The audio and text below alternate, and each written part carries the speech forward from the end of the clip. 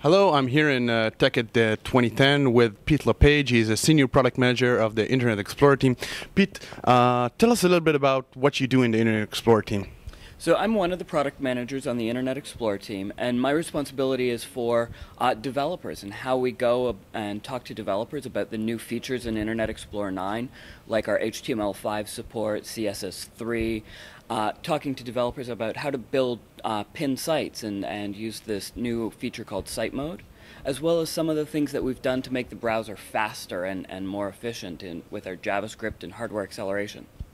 The community is saying that Internet Explorer 9 must be one of the biggest leaps that you've made in the browser area since maybe IE6, where you entered all the support for the web standards instead of making your own standards the web standards like you did before. So what made you change that approach? Well, you know, we've always been committed to standards, and Internet Explorer 9 is sort of the continuation of that, and we really spent a lot of time making sure that we've got great support for HTML5, CSS3, the new ECMAScript 5 standard, and it's just important to us that developers can be able to write their websites so that it works everywhere, that the same markup just works. So if we're talking about support in HTML5, you have Microsoft developed the new Silverlight technology, and some of what it does is basically similar to HTML5. Do you think that there's any chance Silverlight and HTML5 can coexist together? Absolutely. Silverlight and HTML5 will absolutely coexist together. They each have their unique and special benefits that give developers a lot of options. For some developers who know how to write in C# and that's their comfort level, Silverlight is a great opportunity for them to go build their apps. But for some developers who know JavaScript and they want to keep going along that path, HTML5 is a fantastic opportunity. Each of them has special things that they do really well. Like you can do HTML5 video, but unfortunately you don't get smooth streaming. You can't do some really interactive stuff with the video. That's a place where Silverlight really has an advantage. But with some of the breadth, you've got some advantages with HTML5.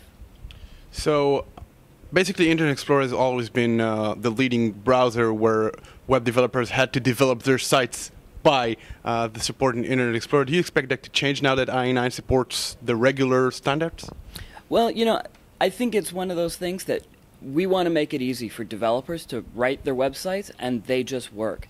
And that they can start developing in Internet Explorer 9 and expect their sites to work everywhere in all the browsers. They don't have to go tweak things. As Microsoft, what support do you give developers in order to help them develop their sites to the new platform?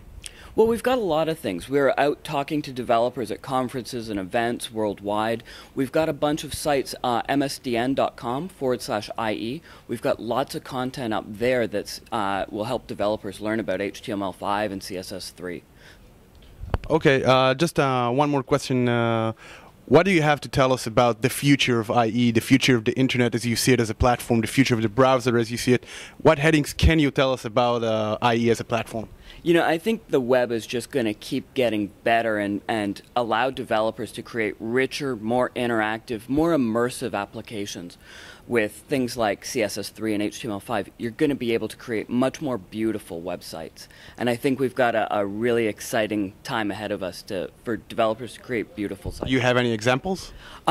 My personal favorite site is a site that the Killers, the music band, built, where they've got some really neat, you can go check out their videos, you can listen to some of their music, you can see photos, and it's just such an interactive website with things moving around that in the past you would have had to do that with Flash or Silverlight. Today you can do that with HTML5. Okay, Pete, thank you very much. Awesome, thank you.